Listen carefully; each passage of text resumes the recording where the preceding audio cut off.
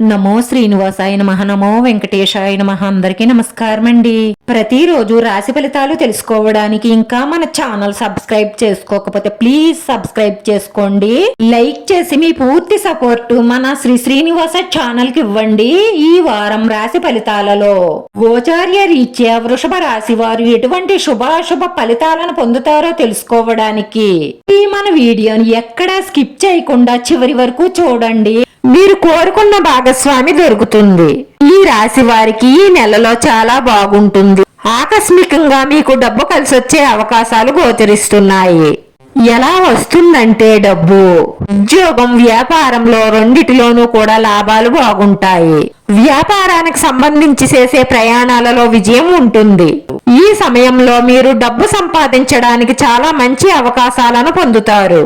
మీకు వివాదాలు చుట్టుముట్టినట్లయితే వాటి నుంచి బయటపడడానికి ప్రయత్నం చెయ్యండి. అనవసరమైన చర్చలకు దూరంగా ఉండడమే మీకు అన్ని విధాలా మంచిది. ఈ రోజు మీ సహనం తగ్గుతుంది. మీ కోపాన్ని చాలా అదుపులో ఉంచుకోవాలి.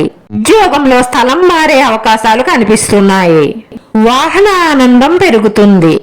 పూర్తి విశ్వాసంతో ఉంటారు.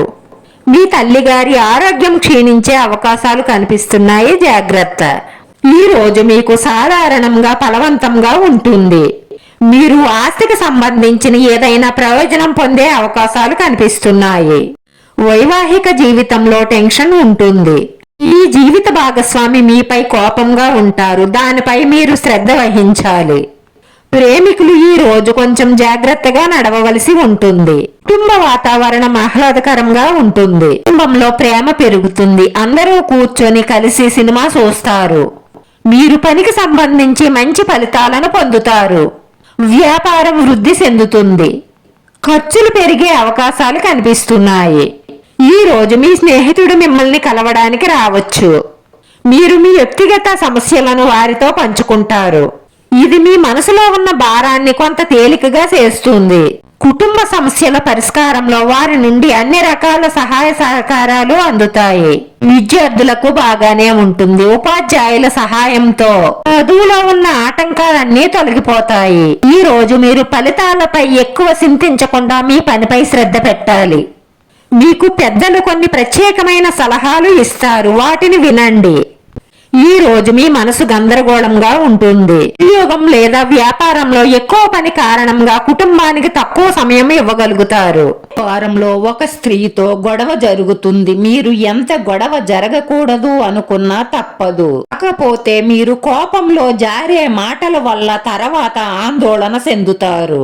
కోపావేశాలతో మీరు చెయ్యలేని నిందలు కూడా నేను చేశాను అనడం కానీ, మీ మనసులో ఉన్న రహస్యం ఎప్పటికీ ఎవ్వరికీ చెప్పకూడని రహస్యాలు చెప్పడం కానీ చేస్తే ఆ గొడవలు ఇంకా పెద్దగా మారి మీ జీవితంలో గందరగోళం ఏర్పడుతుంది.